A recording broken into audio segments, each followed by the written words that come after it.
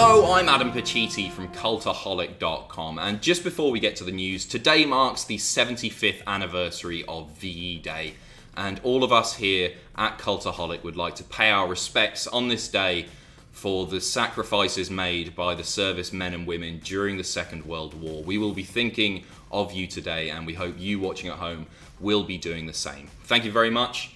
Let's take a look at the headlines. We have reports of Vince McMahon's thoughts on Roman Reigns' absence from WWE TV. Rumours of a potential Raw stable have been revealed. And WWE have announced a brand new TV show. We'll tell you more in a bit. So we're starting things off this morning with a report from our friends at the Wrestling Observer regarding Roman Reigns, his absence from WWE TV, and Vince McMahon's feelings towards the matter. So just in case you're not up to date, I'll quickly get you up to speed now. Roman Reigns is not on WWE TV at the moment. He's not an active performer due to the current pandemic, and his history of leukemia means that he's at higher risk should he contract the virus than other people. So obviously he's not doing the shows at the Performance Center. But one of the more confusing things that WWE have done has been to edit him out of various video packages and ban his name from being announced or being mentioned on the shows themselves by commentary. So it's very, very odd. One of the big talking points coming out of Raw this week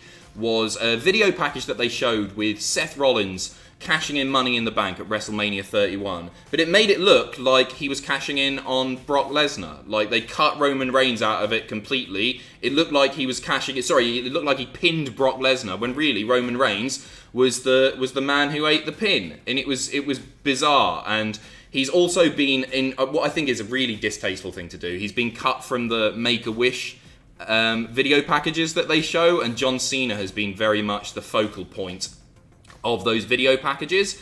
And you know, I get the idea behind it is that if you can't deliver Roman Reigns on TV, then why promote him, I guess. But the Make-A-Wish thing, it's not like they're going to be delivering John Cena, is it? John Cena's not going to be popping up on these shows moving forward, I think anytime soon at least. So putting Cena as the focal point there and cutting Reigns out of like something so special, you know, the charity work that he does. Obviously Cena does a lot as well, but like Roman Reigns does a lot of Make-A-Wish things, and to cut him from that, I just think is pretty distasteful. Anyway, on to the report.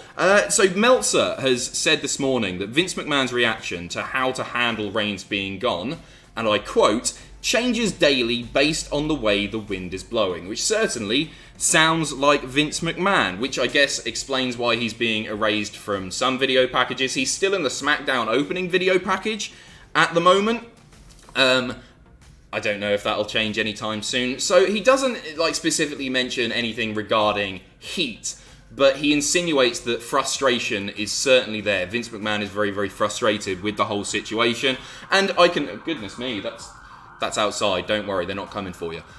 So I can understand the frustration, because it must be frustrating to not have one of your top guys on TV. But hopefully you would think that Vince McMahon is enough of a human to maybe put that aside and realise that it's obviously in Roman's best interest not to be performing on the weekly TV shows. Obviously. And he shouldn't be coming back anytime soon at all. Sure, he's one of your top guys, but he's also a human being. He's got twins on the way, and he's a man who has battled with leukemia throughout his life. So I don't really care about the frustration. I don't think he should be cut from most of the video packages, to be honest.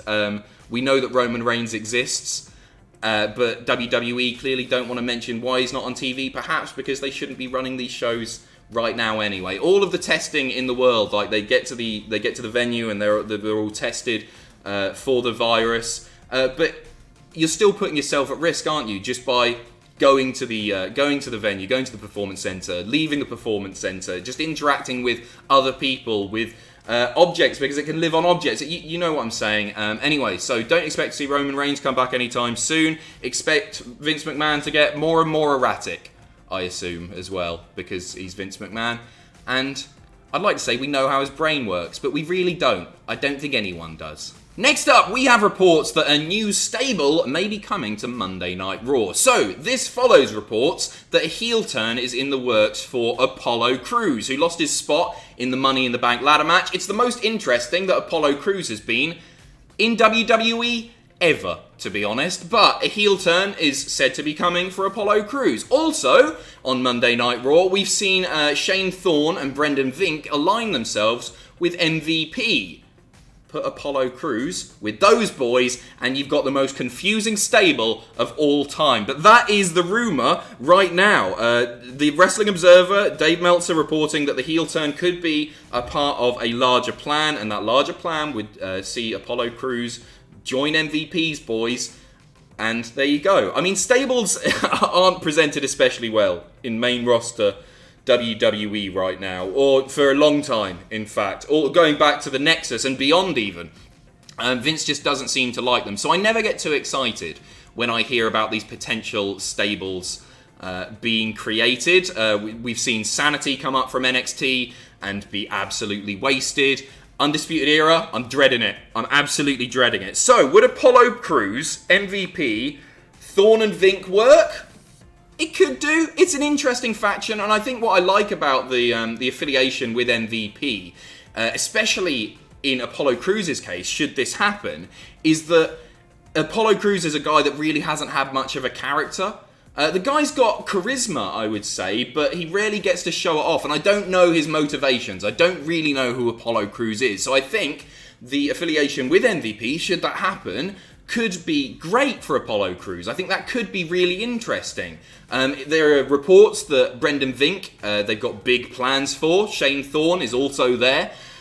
So fingers crossed this turns out for the best. These... Leave me alone! Leave me alone. This is a disaster, isn't it? I've tried recording this about 4 times, by the way. They just won't stop. I can't go anywhere else. I'm stuck in here.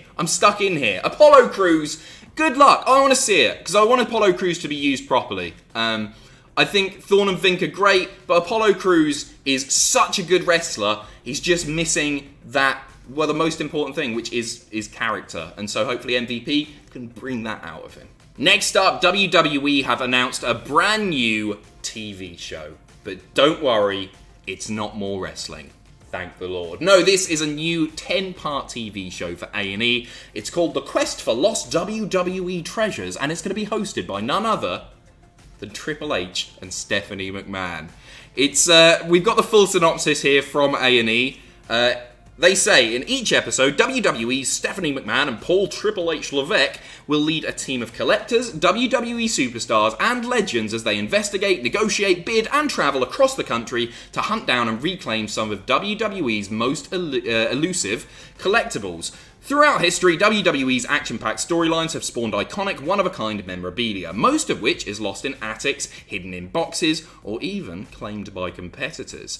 Guided by McMahon and Levesque, the series will unearth these rare items in the hopes of preserving and sharing the legacy behind the memorable moments in WWE history. And they go on to say that they will have unprecedented access to the WWE archives, which hold more than 10,000 rarities, including Andre's custom boots, Vince McMahon's cement-filled Corvette, The Undertaker's caskets, and more. 10 one-hour episodes. I'm buzzing about this, honestly. I love stuff like this. The thing that immediately sprang to mind, right, is they've just let go 2 wrestlers who bloody love wrestling, Tat. Zack Ryder, Kurt Hawkins, 3 weeks ago, got the boot, right? And now they're making this. They knew this was coming. This hasn't come up in the last 3 weeks. These things take months to prepare.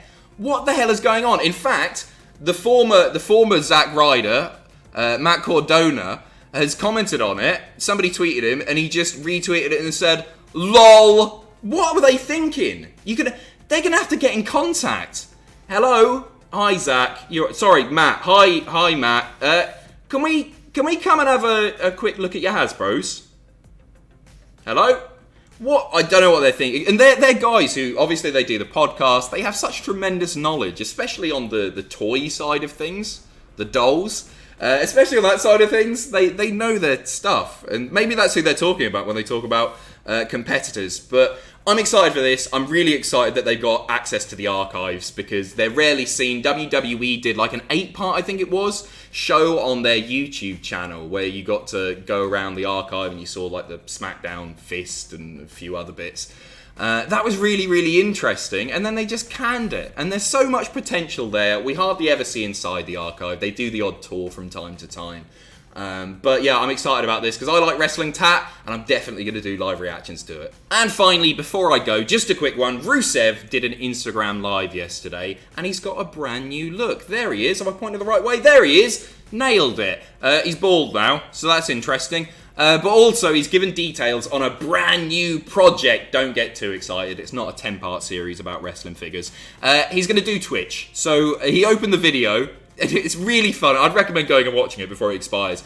He just goes, so, this is the deal. I got fired, right? Professional wrestling. Blah, blah. Who cares? Exciting news is going on. And then he continues to say, we're going to start a Twitch channel pretty soon because I want to show you all how good I am at video games. The fact that he's saying we're means that Lana is likely going to be involved. So that's cool too.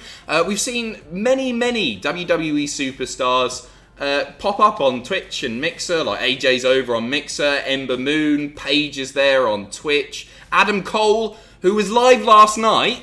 People were spamming Cultaholic stuff, and he said, oh, Cultaholic, they're cool, apparently. I haven't seen it. Adam Cool calling Cultaholic cool.